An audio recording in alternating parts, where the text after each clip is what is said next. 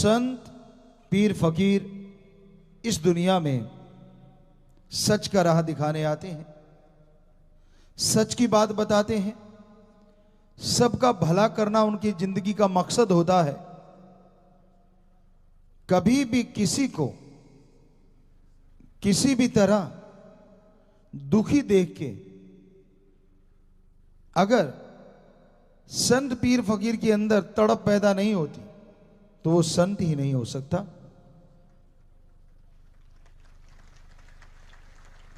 रूहानी संत, सूफी संत का मतलब ही ये है, आत्मिक संत कह ले, आत्मिक मंथन करता है।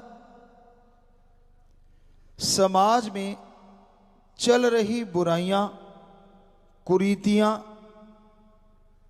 और बुराई को बढ़ावा देने वाली चीजों को रोकने के प्रयास करता है। संत का काम परमपिता परमात्मा की ड्यूटी निभाना होता है। वो इस धरा पे आके धन दौलत, जमीन जायदाद अपने लिए ऐसा कुछ अर्जित करने की नहीं सोचते। अगर वो कर्म योगी होते हैं तो वो जो भी पैसा अर्जित करते हैं वो समाज की भलाई में लगा देते हैं। यही उनका मकसद होता है। कर्म योगी वो होते हैं, ज्ञान योगी होते हैं। जो खुद कर्म योगी होगा वो दूसरे को ज्ञान की बात बताएगा। तो जैसे पिछली बार हम आप लोगों को बताया करते थे कि ब्रह्मचार्य आश्रम में जो संत पीर फकीर होते थे उनमें बहुत सारे ऐसे भी होते थे जो खुद कर्म योगी होते थे। क्योंकि ब्रह्मचार्य में यह सिखाया जाता है कर्म करना धर्म है और धर्म पे अमल करना ज्ञान है। सिर्फ सुनना ज्ञान नहीं है, सुन के अमल करना असली बात है। आप संत पीर फकीर के सामने बैठो, जितनी मर्जी वाह वाह करते रहो, जितना मर्जी कुछ कहते रहो, लेकिन कर्मों से अगर बुरे हो तो भोगना आज नहीं तो कल पड़ेगा। संत किसी की मान बढ़ाई में नहीं आते। आप उपमा के शब्द कह दोगे, वाहावाही कर दोगे, तो इसका मतलब ये नहीं है कि आपने अपने गुनाह छुपा लिए और संत को बेवकूफ बना दिया। बुरा ना मानना। आप ओम हरि अल्लाह वाहिगुरु की किसी पाक पवित्र जगह पे जाते हो या किसी संत पीर फकीर के सामने और आप कहीं ये सोच लेते हो कि आप अपनी बातों से संतों को खुश करके कोई नियामत खरीद लोगे, ये तो आपका भ्रम है। इस भ्रम में मत जियो। कर्म करो और ज्ञान योगी बनो। संत जो ज्ञान बताएं, धर्मों के पाक पवित्र ग्रंथ, गुरु सहवान, पीर, पैगंबर, ऋषि, मुनि, जो ज्ञान बताया उन्होंने, जो उन पे अमल करता है वही पवित्र जगहों पे जाके खुशियां हासिल कर सकता है।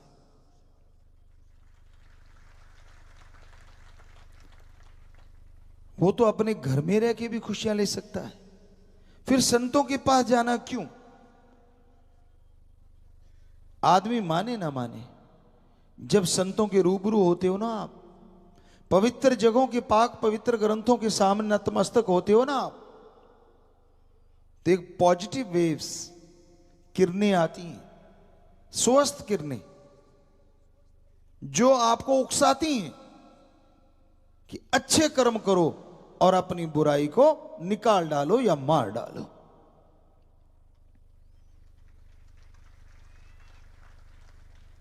जो बुरा कर्म करता है उसके पास जाओगे तो नेगेटिव एनर्जी आती है, गलत सोच आती है, गलत भावना आती है और गलत ही विचार आते हैं।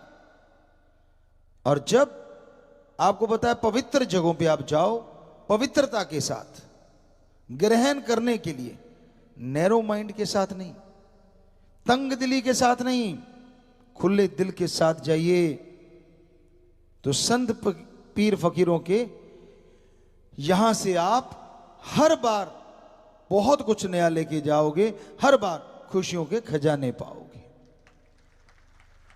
पर घमंड नहीं होना चाहिए, अहंकार नहीं होना चाहिए। क्या आप सोचते हैं सिर्फ टल्ली, शंख, नाद या बाजा बजाने से आप संत पीर फकीर या राम को खुश कर लोगे? तो हवा तो रोज टल्लियां बजाती है, जैसी तेज चलती है। गऊ के गले में टल्ली बांध देते हैं, वो भी रोज बजाती है। और पशु पक्षी होते हैं जो पालतू होते हैं, कई हमने देखा है, बकरी के गले में बांध दी पुराने टाइमों में, भेड़ के गले में बांध दी, वो तो गब के बैकुंठ चले जाते, क्योंकि तो इतनी टल्ली तो आप बजा ही नहीं सकते। वो जब जब चलते हैं तब तब टल्ली बजती है। टल्ली बजानी है तो पहले मन की बजाओ और आत्मा से बजाओ, तो आप खुशियां हासिल कर पाएंगे, तो दया में रहमत के लायक बन पाएंगे। अपनी भावना का शुद्धिकरण करो। कड़वी बातें होती हैं, लेकिन सच हमेशा कड़वा होता है। कड़वी कुनैन होती है, लेकिन शुगर कोटेड कर दी गई, कहते हैं वो बहुत फायदा करती है बुखार वगैरह में। उसी तरह सच्ची बातें कड़वी तो जरूर लगती, लेकिन आने वाले टाइम में आपके कर्म सही करके आपको जिंदगी के परमानंद की तरफ ले जाते हैं। नाटक करके आप किसी को उसको खुश कर सकते हो जिसको चापलूसी पसंद है। ऐसे होते हैं, कहते हैं ना ये तो फलां का चमचा है। कई चमचा होते हैं, कई थोड़ा सा बड़े बड़ा हो गया, कोई कड़छा भी होता है, वो दूसरों की महिमा गाता है।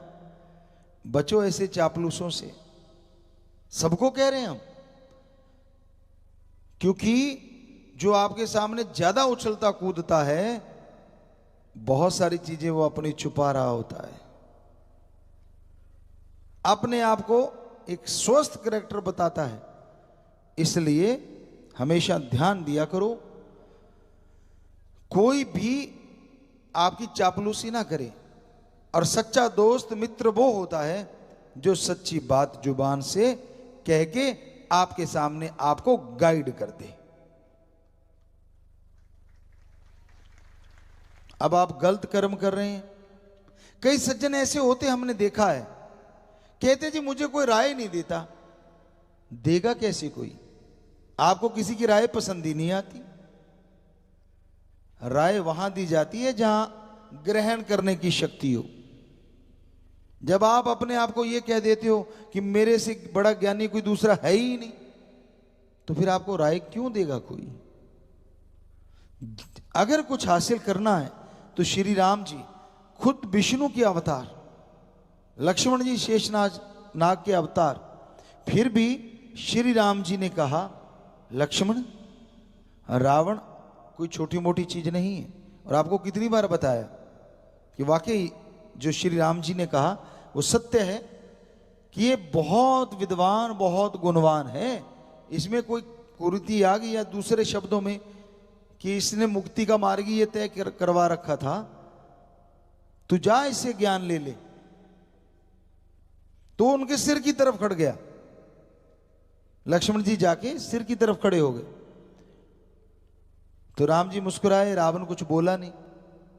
श्री राम जी फिर बोले लक्ष्मण, जब गुण ग्रहण करना हो ना तो गुरु के चरणों की तरफ खड़े होते होते, सिर की तरफ नहीं। जब वो घूम के चरणों की तरफ आए और हाथ जोड़ के कहा कि आप मुझे शिक्षा दीजिए, तो फिर रावण ने वो बातें बोली जो हमारे पवित्र ग्रंथों में, रामायण में दर्ज है। सो कहने का मतलब, जब भी आप संत पीर पैगंबरों की जगह पे जाओ या हमारे सभी धर्मों के पवित्र स्थानों पे जाओ, तो अहंकार त्याग के जाओ, दीनता नम्रता से जाओ, मालिक के चरणों में ध्यान रख के जाओ, ना कि सिर पे चढ़ के कूदो। जो दीनता नम्रता का पल्ला नहीं छोड़ते वो जिंदगी में कभी भी किसी भी चीज की कमी महसूस नहीं कर सकते।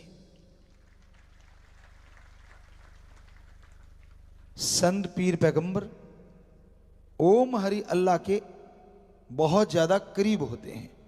वो परम पिता परमात्मा के वो नुमाइंदे होते हैं और जन जन के सेवादार होते हैं। जो पीर फकीर सेवादार है तो उसकी औलाद को मालिक बनने के लिए नहीं सोचना चाहिए।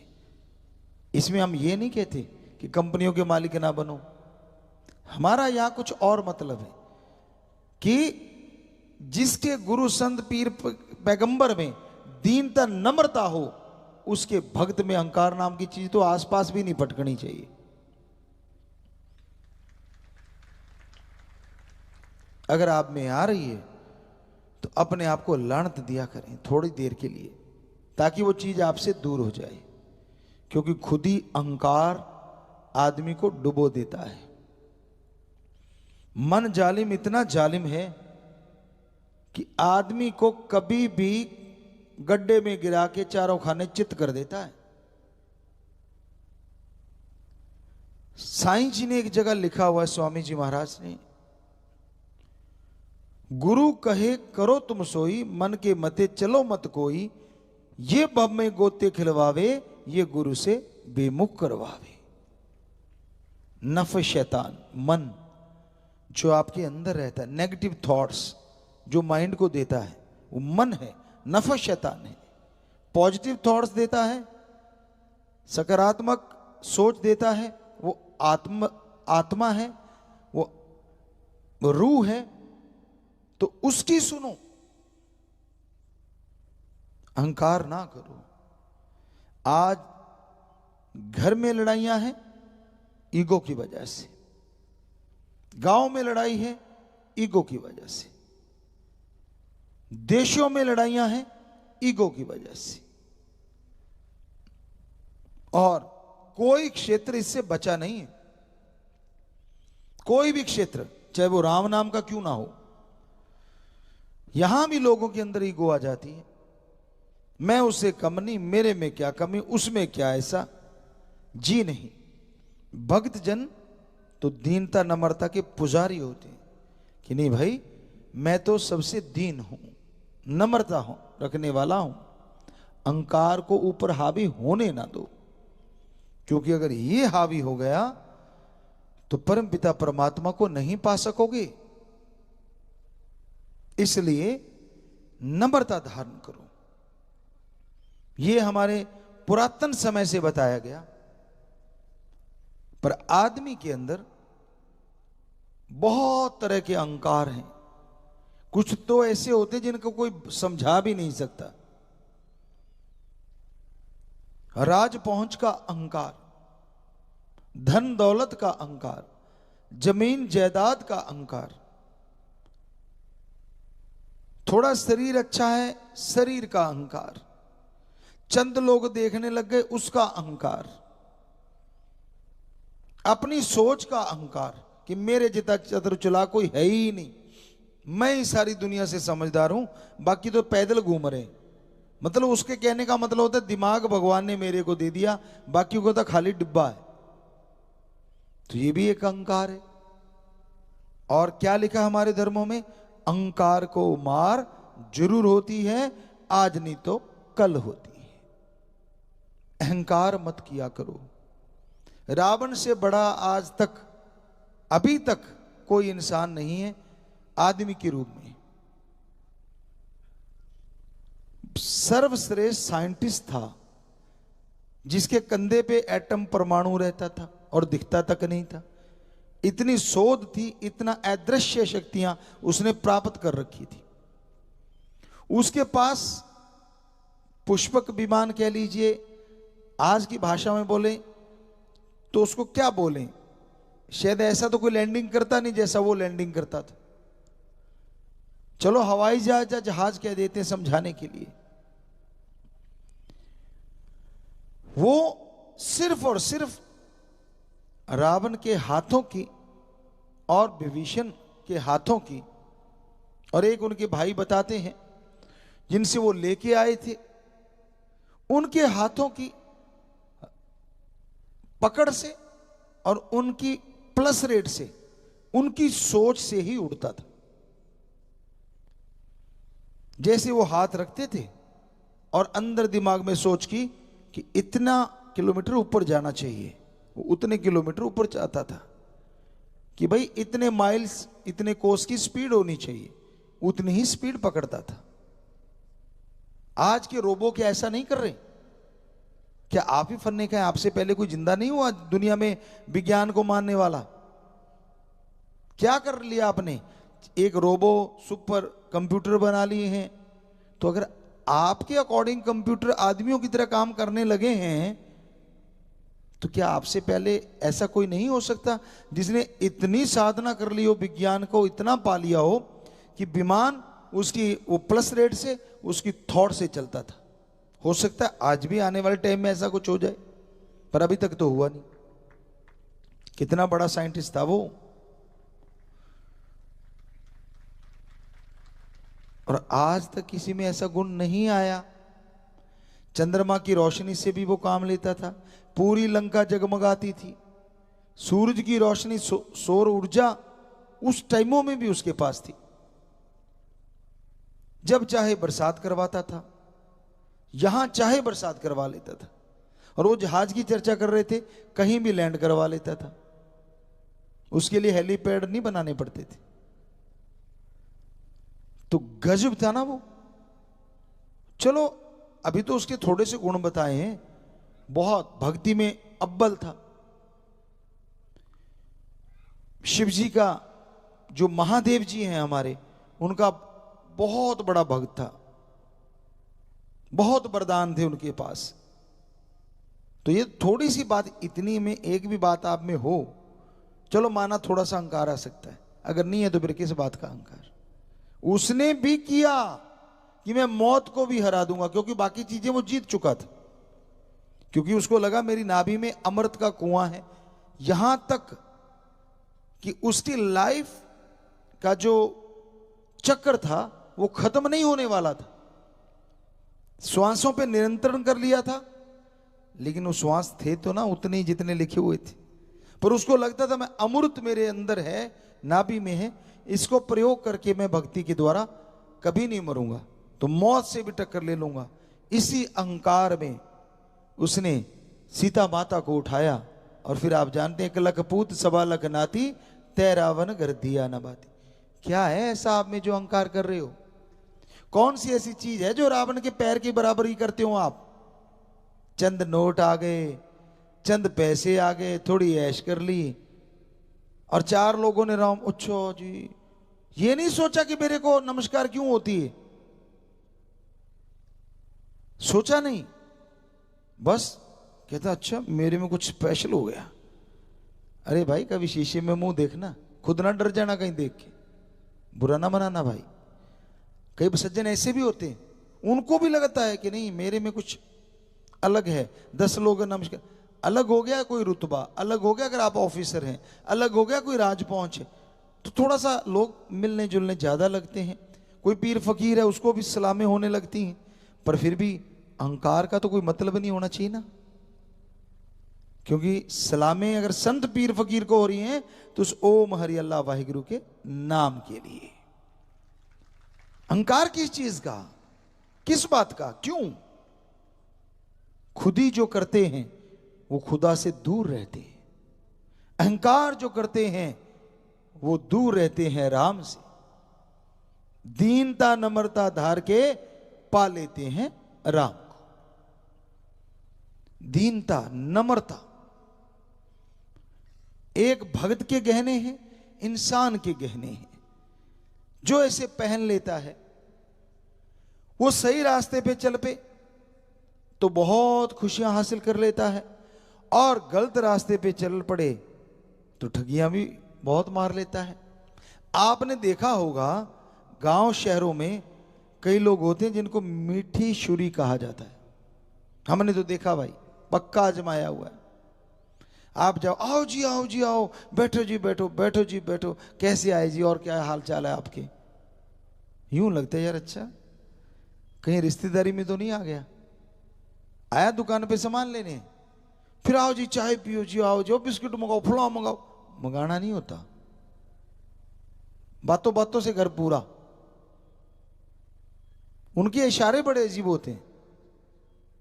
अरे 2 कप चाय ले आना, 2 कप चाय ले आना, कि मत लाना मत लाना, थोड़ा लेट देखेंगे। इतने में ग्राहक उठ के चला जाता, अरे अच्छा तू चाय नहीं लाया, चाय नहीं लाया, चाय नहीं लाया। हाथ यूं चल रहा होता है।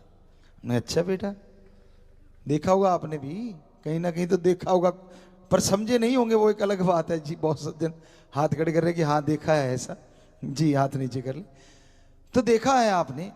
तो मतलब ये कलाकारी है, कलाकारी। अब पहले शुरू में हमने खुद सुना है कि अच्छा 2 चाय लेना, 2/4 कर देना। किसका ध्यान होता है? अब ग्राहक का ध्यान तो अपने सामान में है। 2/4 का मतलब 2 कप चाय होना चाहिए, बाकी चाहे पानी डाल रहे, पैसे 2 के दूंगा, उसको 4 कप में डाला ना, 2/4। तो आदमी आराम से बैठा होता है और उसने अपना काम कर दिया। तो इस तरह से है तो मीठी छुरी। 10 वाली चीज 50 में या 100 में दे दी, 100 वाली चीज 700 में दे दी। नहीं जी नहीं जी, मेरे को घर में नहीं पड़ती इतने की, तो घर में नहीं पड़ती, तो फिर दुकान इतनी बड़ी कैसे बना ली भाई? अगर घर में नहीं पड़ती, तू कुछ कमा ही नहीं रहा, पर जुबान मीठी है, और जो कड़वा बोलते हैं सब कुछ गवा बैठते हैं।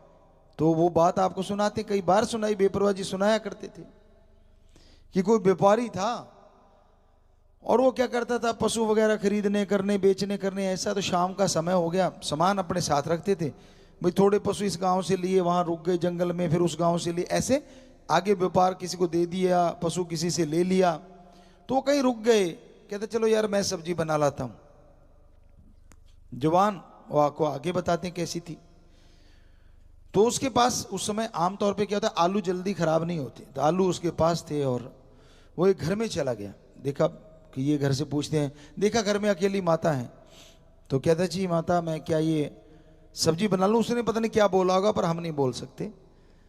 तो कहने लगे भाई चूल्हा पड़ा है और चल रहा है, बना ले बेटा। बनाने लगा और बातें करने लगा। कहने लगा माता आपके कितने पशु हैं? कहती बेटा तूने क्या करना है? कहता नहीं नहीं फिर भी माता। कहती है एक भैंस गाय है मेरे पास, उसने अपना अकॉर्डिंग बता दिया जो भी था। तो कहने लगा अच्छा अच्छा। कहने लगा माता आपका गेट बहुत छोटा है। कहने लगे तूने गेट से क्या लेना बेटा? कहता नहीं नहीं मैंने तो क्या लेना है, पर माता अगर आपकी भैंस मर गई तो निकलेगी कैसे गेट से बाहर? कहती तू सब्जी बना ले। सब्जी बनाने आया, बना। फिर चल पड़ा, जुबान का कड़वा, बोलना कड़वा। कहता बेटे कितने आपके? कहती एक बेटा है, भगवान की कृपा है, बढ़िया है। कहता शादीशुदा है? कहता हाँ। सब्जी बन गई थी, तैयार हो गई थी, इतने में क्यों बातें करते करते तैयारी में थी। तो कहने लगा एक ही बेटा है? कहते हाँ। बढ़िया है भाई, तेरे को क्या? कहता नहीं नहीं मेरे को कुछ नहीं है, शादीशुदा है। और इतने में सब्जी तैयार हो गई, ऐसे करके अभी देख ही रहा था किसी में डालूं, साथ में बोल पड़ा। कहता माता अगर आपका बेटा मर गया तो आपकी बहू किसको करेगी? वो तंदूर तपाने वाला पंजाबी च कुडन कहते हैं, लकड़ी होती है। कहते खड़ जा। आगे वाली गालियां आप जानते हो क्या दी होंगी, 2-3 गालियां दी और लठ उठाया जैसे ही। अब सब्जी तैयार थी, उसने और तो कुछ देखा नहीं, अब पड़ेंगी। परना रखा करते थे पुराने टाइम में, आज भी रखते हैं कोई ना कोई, ऐसे कपड़ा होता है, तो उसमें डाली और बांधी और तारी बांध ली, और पीछे पीठ पे 1-2 लगी होंगी। निकल लिया इतने में, वो माता ने छोड़ दिया, फिर निकल गया, चलो छोड़ो, गालियां गुलियां दे के वो भाग गया। वो भागता जा रहा है, उसको लगा माता पीछे आ रही है। तो पंचायत होती थी गांव में, चबूतरे से बना देते थे सांझी जगह पे, तो वहां कुछ लोग बैठे थे। कहते और रुक रुक रुक रुक रुक। कहते क्यों? कहते यार तेरा कुछ गिरता जा रहा है। क्या गिरता जा रहा है? कहता ये जुबान का रस है, वो गिरता जा रहा है। तो हो सकता आप में भी कहीं होगा गिरा होगा पहले कभी जिंदगी में, राम नाम से जुड़ गए तो बच गए, तो इस रस को गिराया ना करो, इस रस से जोड़ा करो, तोड़ा ना करो समाज में किसी को। मतलब मीठा बोलना सीखो, दीनता नम्रता, पर मीठा अच्छे कर्म के लिए, मीठा बोलने से, बेगर्ज प्यार करने से, निस्वार्थ भावना से जो अच्छे कर्म करते हैं, भक्ति करते हैं, भगवान उनको जल्दी मिल जाया करते हैं। तलवार का जख्म भर जाता है और कड़वा बोली का जख्म नहीं भरा करता। जब भी वो सामने आता है उसकी कही हुई बात याद आ जाती है। इसलिए याद रखो, मीठा बोलना और दीनता नम्रता के साथ चलना सीख लो, क्योंकि दीनता नम्रता ही एक ऐसी सीढ़ी है जिसके द्वारा चढ़ते हुए आप राम को पा सकते हैं, ओम हरि अल्लाह वाहिगुरु को पाया जा सकता है। इंसान का करने वाला कार्य कौन सा है? सारा दिन दौलत के लिए, रुपए पैसे के लिए मारो मार करता फिरता है। क्या यही है इंसान का काम? क्या यही इंसानी फर्ज है, कर्तव्य है? हमारे धर्मों में बताया है, दिन रात इंसान काम धंधे में उलझा हुआ है, दिन रात इंसान माया माया पुकारता रहता है। माना कि जीने के लिए दौलत जरूरी है, पर दौलत के लिए जीना कोई जिंदगी नहीं है। जीने के लिए कमाओ, पर कमाने के लिए अगर जीने लग गए तो कोलू वाले बैल जैसी हालत होगी। पहले उसे कोलू पे जोते हैं, आखिर में नहीं सही चलता तो दोनों आंखों के साइड में पट्टी सी बांध देते हैं कि सीधा देख सीधा चल। वो और तरफ देखता ही नहीं, देखने ही नहीं देते उसे। घूमता रहता है, लाठियां खाता रहता है और आखिर में मर जाता है। बुरा हाल होता है, सारा दिन चलना पड़ता है, सारा टाइम चलना पड़ता है। तो भाई दिन रात खप खप के मरना, कभी दौलत के लिए जी रहा है, कभी मर रहा है, कभी टेंशन है, चिंता परेशानी है, तो कभी थोड़ी टेंशन फ्री हो गया। जिंदगी मौत का ये खेल सारी उम्र चलता रहता है। समय सीमा कम हो जाती है, आदमी जल्दी गुजर जाता है, क्योंकि श्वास जितने तेजी से चलते हैं कुल श्वासों में से उतनी जल्दी खत्म हो जाते हैं। तो गम चिंता परेशानी में, डर भय में श्वास तेजी से चलती ही नेचुरली। इसलिए इंसान ये भूल गया कि उसका करने वाला कार्य कौन सा है।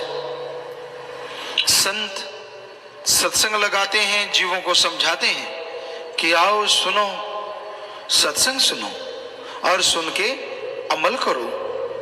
तेरा करने वाला कार्य प्रभु का नाम है, अल्लाह मालिक की भक्ति इबादत है। जितना दिलो दिमाग से मालिक का नाम जपेगा, जितना तड़फ से व्याकुलता से मालिक को बुलाएगा, वो जरूर चला आएगा, वो जरूर रहमो करम बरसाएगा। पर इंसान और चीजों के लिए व्याकुल हो जाता है। काम वासना, क्रोध, लोभ, मोह, अहंकार, मन, माया, इनके लिए तो इंसान को व्याकुल होते देखा है। पर अल्लाह वाहिगुरु गॉड खुदा रब के लिए कोई होता है जो व्याकुल होता है, और जो होता है वो मालिक को पा भी जाता है।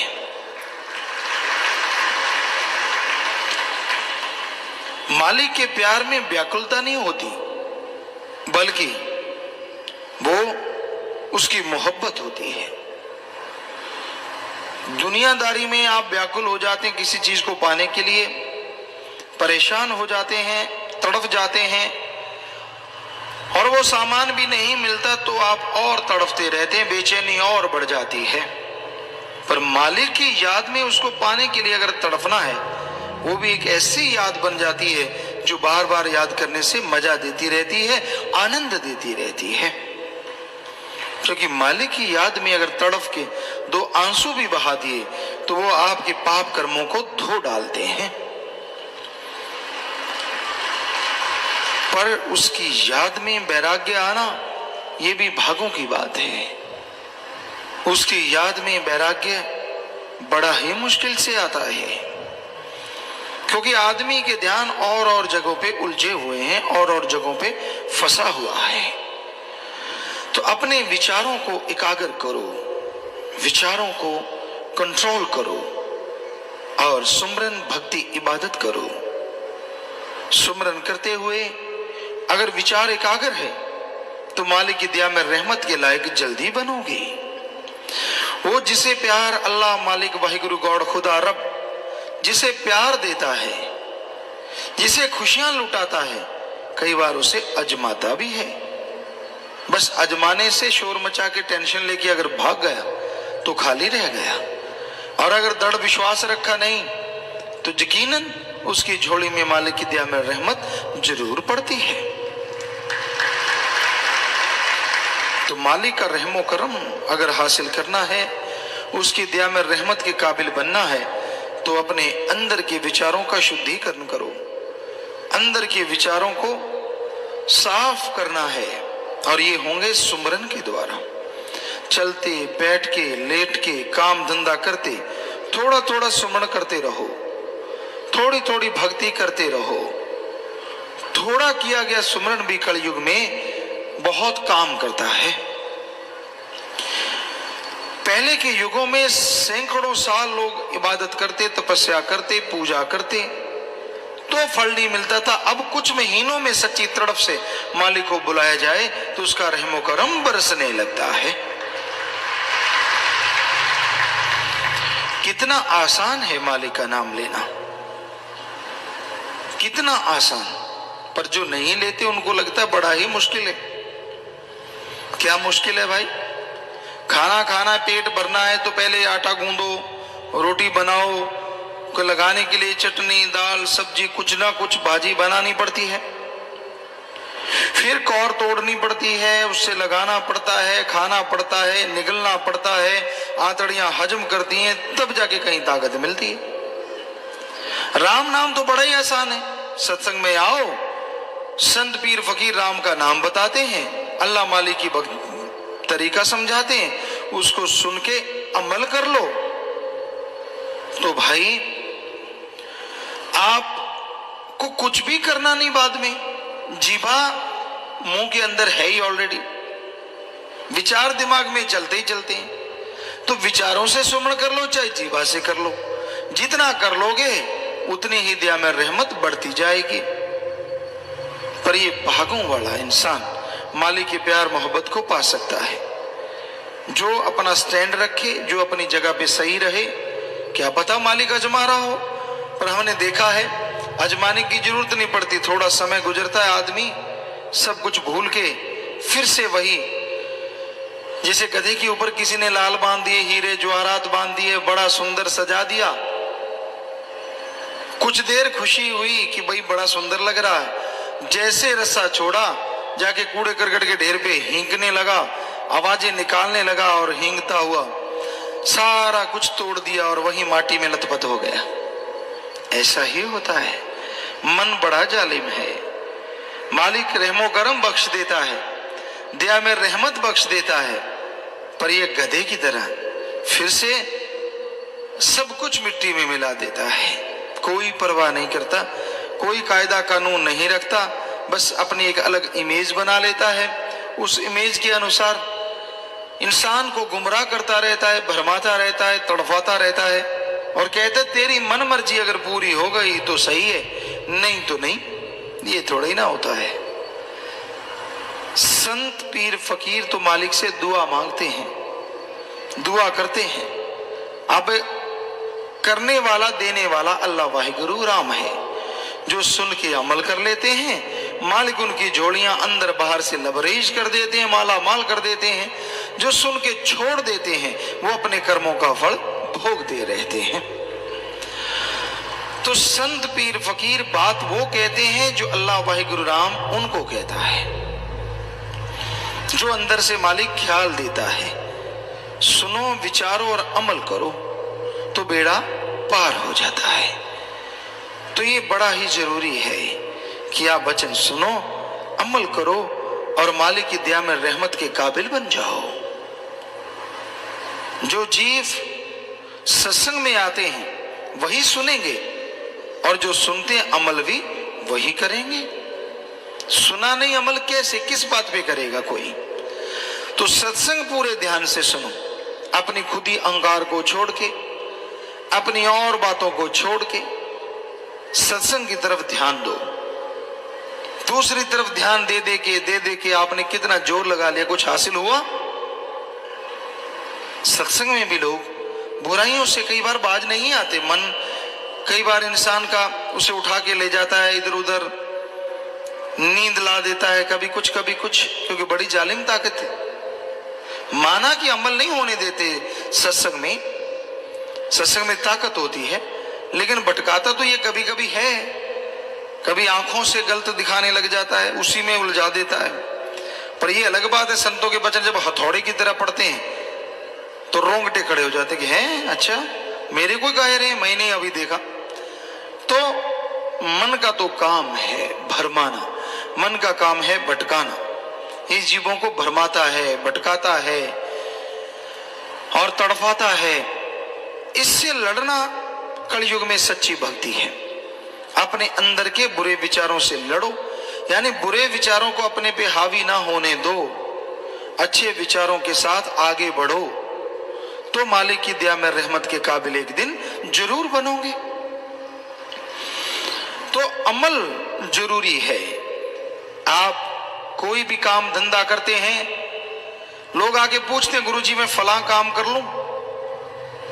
हम हमेशा कहते हैं भाई, जिस काम का अच्छी तरह से तजुर्बा है या तजुर्बा ले लो, फिर वो काम लगातार करो, मेहनत करो, तो मालिक की दया में रहमत के लायक आप बनोगे ही बनोगे, और काम धंधे में भी सफलता जरूर होगी। तजुर्बा लेके मेहनत से करो, साथ में सुमरन करो। कर्म आपने करने हैं, सुमरन करोगे, फल देने वाला भी आप पे रीझ जाएगा, खुश हो जाएगा। तो कर्म जोगी और ज्ञान जोगी बने रहो, कर्म भी करते रहो और सुमरन भक्ति इबादत भी करते रहो, ताकि कर्म करते हुए कोई परेशानी ना आए। सुमरन के द्वारा जो भी कर्म करो अच्छे करो, और उसमें आपको तरक्की मिले, ताकत मिले, आगे बढ़ने का रास्ता मिले। जो जीव सुन के अमल करते हैं वो भाग्यशाली ना होते हुए भी भाग्यशाली बन जाया करते हैं। सत्संग में भाग्य बनते हैं। कोई नसीबों वाला, कोई भागों वाला जीव होता है जो सुन के अमल करता है, और वो अपने भाग्य बदल सकता है। कहते हैं जैसा लिखा होता वैसा भोगना पड़ता है, सही है, लेकिन भगवान ने मनुष्य के लिए यह भी लिखा है कि ये खुद मुख्तियार है, मर्जी का मालिक है। अच्छे नेक कर्म करे तो ये अपनी तकदीरें खुद बदल सकता है। और हाथ पे हाथ धर के बैठा रहे, जो होगा मालिक का लिखा है हो जाएगा, तो वो बात नहीं बनती जो बननी चाहिए। क्योंकि कर्म जोगी होना भी तो जरूरी है। मालिक ने ही ये गुण दिए हैं, मालिक ने ही ये शिक्षा दी है। तो इंसान को बेपरवाह ने यहां समझाया है, तेरा काम, कि भाई तेरा जो करने वाला काम है, गॉड्स प्रेयर कर, अल्लाह की इबादत कर, वाहिगुरु का नाम जप, राम नाम जपो, क्योंकि उसके द्वारा ही आप परमपिता परमात्मा के साक्षात दर्शन कर सकते हैं, उसके रूबरू हो सकते हैं। जब तक आप मालिक के दर्शन नहीं करते तब तक आपको सिर्फ कोरी बातें या झूठी बातें ही नजर आती हैं। लेकिन जैसे ही आप अमल करते हैं, प्रैक्टिकली मेथड ऑफ मेडिटेशन करते हैं, तो आप मालिक के रहमो करम के हकदार भी बनते हैं और उसके दर्श दीदार के काबिल भी बनते हैं। किसी मंजिल तक जाने के लिए इंसान को कोई गाड़ी चाहिए होती है, उस गाड़ी पे चढ़ता है, सवार होता है, आगे बढ़ता चला जाता है, और वो गाड़ी मंजिल पे लेके जाती है अगर आप सही गाड़ी पे बैठे हैं तो संत जीवों को समझाते हैं, मंजिल तक जाने का रास्ता बताते हैं। जो सुन के अमल कर लेते हैं वो मंजिल पे पहुंच जाते हैं, और जो सुन के अमल नहीं करते वो खाली रह जाते हैं। सो सुनना जरूरी है, पर सुन के अमल भी करना है। क्योंकि बिन अमलों के आलमा इल्म निकम्मे सारे। अमल कोई अमल कमा ले तू जे जश लेने मालिक द्वारे। वचन कहे जाएं आपको भले के लिए, और उन वचनों पे अगर आप अमल नहीं करते तो आप खाली रह जाते हैं, और अमल कर लेते हो तो सब कुछ हासिल कर लेते हो। दूसरों को देख के जलना नहीं चाहिए। आदमी को सबक मालिक सिखा देता है। आपको किसी से क्या लेना है, कौन क्या करता है। आपको खुद को रहमो करम मिलता है, शुक्र मनाओ, वरना इससे भी तरस जाओगे। क्योंकि कर्म अपने अपने हर जीव के साथ होते हैं और बना लिए जाते हैं भक्ति इबादत के द्वारा। वचनों पे अमल करो। एक कहावत है, 900 चूहे खा के बिल्ली हज को चली। कई बार आदमी बुराइयां करता रहता है, बुरे काम करता रहता है, अपनी बुराइयां नजर नहीं आती, अल्लाह वाहिगुरु राम में कमियां निकालता रहता है। इतने पाप गुनाह किए, शुक्र मना कि मालिक ने रहमत की है, सतगुरु ने रहमत की है, और वो दया में रहमत करेगा ही करेगा। कोई सुनेगा, अमल करेगा तो मालिक के रहमो करम का हकदार बन जाएगा। जो अमल नहीं करेगा तो वो तो खाली रहता ही रहता है। वचनों को सुनो ध्यान पूर्वक। सत्संग में आए हो, समय लगाया है, मौसम का भी सामना कर रहे हो, कम से कम ध्यान तो दो। संत क्या समझाना चाहते हैं, ध्यान तो दो। संत क्या देना चाहते हैं, और सुन लिया, अब अमल करना सीखो। पर ये देखा है, जो आदमी पढ़ के कड़ जाता है, एक कहावत है, पढ़ के कड़ गया, क्योंकि दूध सारा दिन उबलते उबलते लाल हो जाता है, कड़ जाता है, तो कहते हैं ये बिल्कुल कड़ गया, पक गया। ऐसे ही सत्संग सुनता रहता है, अमल करता नहीं, वो भी पढ़ के कड़ जाते हैं। संत आए, फकीर आए, उनके सामने भक्त बनना, आगे पीछे मन मता, जो दिल किया वो करते रहना, बुरे कर्म करते रहना, बुरी सोच, बुरी बातें, बुरे ख्याल, अंदर ही अंदर बुराई, रिश्ते, पता नहीं क्या क्या आदमी अनाप शनाप अंदर चलाता रहता है, मजे लेता रहता है उसमें, और ये भूल जाता है ये मजे नहीं, ये मन भरमा रहा है, मन भटका रहा है, और बदले में सारी भक्ति जारी है। फिर जब घर में खुशियां नहीं आती, कोई परेशानी खड़ी होती, फिर रोता है, ये क्यों हुआ, ऐसा कैसे हो गया। तो भाई सुना करो, समझा करो और अमल किया करो, ताकि मालिक की दया में रहमत के काबिल बन सको और उसकी खुशियों के हकदार बन सको। कि जिस काम के लिए आया है उसे भुलाना नहीं। इंसान का असली मकसद, असली उद्देश्य आत्मा को आवागमन से आजाद करवाना है। जन्म मरण के चक्कर में सदियों से आत्मा फंसी हुई है, शरीर धारण करती है, उसमें कष्ट उठाती है, जन्म का कष्ट, मरने का कष्ट और पूरे जीवन का कष्ट। फिर से नया जन्म, फिर से वही सब कुछ दोहराया जाता है। यूं 84 लाख शरीरों में घूमते घूमते बिल्कुल आखिर में मनुष्य शरीर मिलता है। इसमें उस परमपिता परमात्मा की, अल्लाह वाहिगुरु गौड़ खुदा रब की भक्ति इबादत की जाए तो आवागमन से आजादी मिले, जन्म मरण से आजादी मिले, और आत्मा मालिक की गोद में बैठ के निज धाम जाए, या हर समय परमपिता परमात्मा के दर्शन हो, और अंदर बाहर से आत्मा माला माल हो जाए। जब तक आत्मा इस शरीर में है तो भी परमानंद की प्राप्ति हो, और शरीर छोड़ के जाए तो भी मालिक की दया में रहमत से उसी में समा जाए, उसी की हो जाए, हमेशा दर्शन पाए और ऐसा परमानंद पाए। दुनिया में जिस भी चीज से आपको आनंद मिलता है उससे अरबों गुना बढ़ के मालिक के चरणों में आनंद है, नशा है, लज्जत है, स्वाद है। तो ऐसा आनंद आत्मा हासिल कर सकती है। पर आत्मा का अगर खुराक दिया जाए, आत्मा का अगर काम किया जाए, और कामों में जीव जितना फंसता चला जाता है उतना ही दुख कलह कलेश के नजदीक होता चला जाता है, उतना ही परेशानियां, उतने ही दुख तकलीफ इंसान को घेरते रहते हैं। असल में इंसान का अपना ही बनाया जाल इंसान के लिए भारी हो जाता है। जरा सोच के देखिए, जन्म के बाद आपको क्या परेशानी थी, रोते थे दूध मिल जाता था, टट्टी पेशाब चारपाई पे करते थे, किसी चीज का फिक्र ही नहीं था।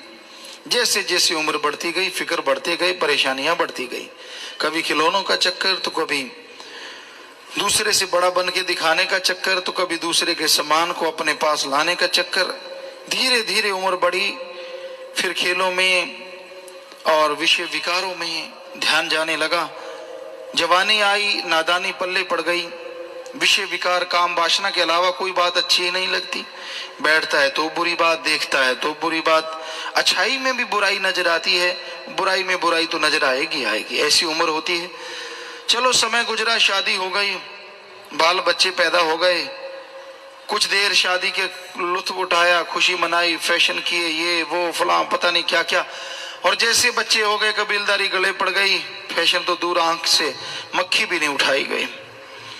फंसता चला गया, धसता चला गया, अधेड़ अवस्था आई, बच्चों का और फिक्र लग गया, कहां से कमा के लाके दूं, इनको कैसे बनाऊं, ये बड़े बन जाएं, ये सुखी हो जाएं, इत्यादि इत्यादि इत्यादि। लगा रहा सारी उम्र कोल्हू वाले बैल की तरह। आखिरी उम्र आई, बुढ़ापा आया, रिटायरमेंट हो गई। अब वो शरीर उतना साथ नहीं देता, मन जवान है, शरीर डाउन है, तरह तरह के विचार उठते हैं, बड़ा उछल कूद मचाते हैं, लेकिन क्या किया जाए, शरीर उतना साथ देता ही नहीं। तो उस मन के पीछे लग के चलता है तो कहीं ना कहीं चोट खा बैठता है, चाहे वो आत्मा की चोट है, चाहे मन की चोट है, चाहे शारीरिक चोट है। तो इस तरह फंसता चला गया, भूल गया अपना असली काम, भूल गया अपना असली मकसद। असली मकसद इंसान का अल्लाह वाहिगुरु की भक्ति इबादत, वो अगर करेगा तो यहां इस जीवन में भी सुख है। लोग अपना मकसद हासिल करने के लिए, माया के लिए क्या नहीं कर देते, कोई गुरमुखता नहीं, कोई राम नाम नहीं। और समय का फेर है, ऐसा भी समय था, आपको बताएं, हॉस्पिटल की बात ख्याल में आ गई। गुरुसर मोडिया में हॉस्पिटल बना तो कुछ सत्संगी डॉक्टर थे, कहने लगे गुरुजी हम सेवा करना चाहते हैं। बड़ी भावना, बड़ा जज्बा, उन्होंने सेवा शुरू की और हर वचन उन्होंने लिखना, हर वचन को मानना, और ऐसी बेपरवाही का रहमो करम की उनके पौबारा पक्षी जो भी बात मरीजों के लिए करते, सुनते, अमल करते तो बेड़ा पार। ऐसे ऐसे मरीज जो बाहर कहीं से ठीक नहीं होते थे उस हॉस्पिटल में ठीक होने लगे। और उन डॉक्टरों की तनख्वाह नाम मात्र। सबसे आपको हैरानी की बात बताते हैं, उस समय उनके बराबर के डॉक्टर उनसे 3 गुना लेते थे, वो 1 गुना लेके भी इतने सुखी, इतने शांत, घर में इतना प्यार, इतनी मोहब्बत, कहने सुनने से परे। पर उस समय को काफी समय हो गया, युग बदल गया, आज का जो कुछ और है। आज तो माया के यार हैं, सेवा का तो बहुत लोगों के कम के अंदर जज्बा है। जिधर माया ज्यादा दिखी उधर लार टपक गई। भूल जाते हैं कि जो देने वाला अल्लाह वाहिगुरु राम है, उसके लिए अगर कुछ करेंगे तो वो आत्मिक शांति मिलेगी जो अरबों रुपए लेने से भी नहीं मिल सकती।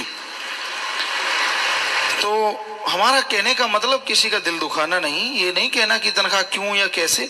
हमारा तो बताने का मतलब जब आदमी सेवा करता है उस जिंदगी को देखे और बाद की जिंदगी को देखे। पैसे से नहीं, मजा आता है, परमानंद आता है परमार्थ से, दूसरों की सेवा से। उन्होंने सेवा की, जो नजारे मिले उन्होंने वर्णन किया, और वर्णन से परे के नजारे मिले और मिलेंगे। जो भी कोई सेवा करता है नजारे मिलते हैं, आनंद मिलता है, पर मन जालिम बैठा है ना अंदर, ये तरह तरह के विचार खड़े कर देता, ऐसे नहीं वैसे नहीं, फलां करेंगे, ये है वो है। सो मन की ना मानो, ये लारे लगा के नरक ले जाए, बुरा होगा हाल। मन जालिम है। सो काम अपना है, परमार्थ करो, सबका भला करो, सुमरन करो ताकि आपकी आत्मा का भी भला हो, सुमरन करो ताकि परमार्थ में भी आपको ताकत मिले। सेवा आप तभी कर पाओगे अगर अंदर से आत्मा को ताकत मिलेगी। आत्मा अगर कमजोर है तो मन हावी रहेगा। दुनियावी यारियां, दुनियावी विषय विकार, दुनियावी बातें, वही सब भाती रहती, मालिक की तरफ ध्यान नहीं आता। एक दूसरे से लड़ाई झगड़े, क्योंकि अंदर काम वासना भड़कती है, ईर्ष्या नफरत भड़कती है, बुरे विचार भटकते हैं और आदमी मालिक से दूर होता चला जाता है। तो अपने आप को कंट्रोल करना सीखो, अपने विचारों को काबू लाना सीखो। सुमरन के द्वारा काबू आएंगे, सुमरन के द्वारा परमार्थ की राह पे आप चल पाएंगे। सुमरन ही है जो भले की बात सोचता है, सुमरन ही है जो इंसान को स्वार्थी से परमार्थी बना देता है। और धन्य वो माँ बाप जिनके बच्चे परमार्थ करते हैं। स्वार्थ तो सारी दुनिया करती है, उसमें धन्य करने वाली कौन सी बड़ी बात है? धन्य तो वही कहलाएंगे स्वार्थ छोड़ के जो परमार्थ करते हैं। अपने लिए करोगे करो, वो फर्ज है, बच्चों के लिए कमाओ फर्ज है। जिनके बाल बच्चे हैं, जो है ही ऊंट की पूंछ की तरह, ना बाल बच्चा ना कुछ और, ना फिक्र ना पाका, उसका काम तो सुमरन और सेवा होता है। इन दोनों को छोड़ के जब भी वो भटकते हैं, अपने को दुखी, परिवार को दुखी करते रहते हैं। तो इन दोनों में दिल लगाओ, सेवा करो, सुमरन करो और परमार्थ करो। जो घर गृहस्थ में है वो थोड़ा स्वार्थ में ध्यान दें कि जब भी परमार्थ से फुर्सत मिलती है मेहनत करो, हक हलाल कड़ा प्रेक्षम दशा नवादी कृत करो, तो मालिक उसमें भी कई गुना बरकत डाल देता है और परिवार वाले भी खुश और मालिक भी खुश रहता है। सेवा के लिए समय जरूर निकालो। 6 दिन आप पर चलो स्वार्थ करो, बहुत बड़ी बात है। 1 दिन ही परमार्थ कर लो, बहुत बड़ी बात है। तो इस तरह से अगर 1 दिन नहीं, महीने में 4-5 दिन इकट्ठे, 4 हफ्ते, तो 4 दिन तो बनते ही हैं। वो समय लगा दीजिए परमार्थ में, बारी बारी से लगा दीजिए। परिवारजन को सेवा का मेवा जरूर मिलता है, भयानक कर्म कट जाते हैं। आदमी को जब जिंदगी मिल जाती है उसका बदला वो किसी चीज से चुका नहीं सकता। हालांकि मन प्लानिंग करता है, ऐसे करेंगे फिर ऐसे करेंगे फिर ऐसे करेंगे, पर अगर जिंदगी खत्म हो जाती उस पॉइंट पे तो क्या करते? मालिक जिंदगी बख्शने वाला है, इसलिए उसके नाम जो जिंदगी लगा देते हैं, ऐसे माँ बाप धन्य करने के काबिल होते हैं जिनकी ऐसी औलाद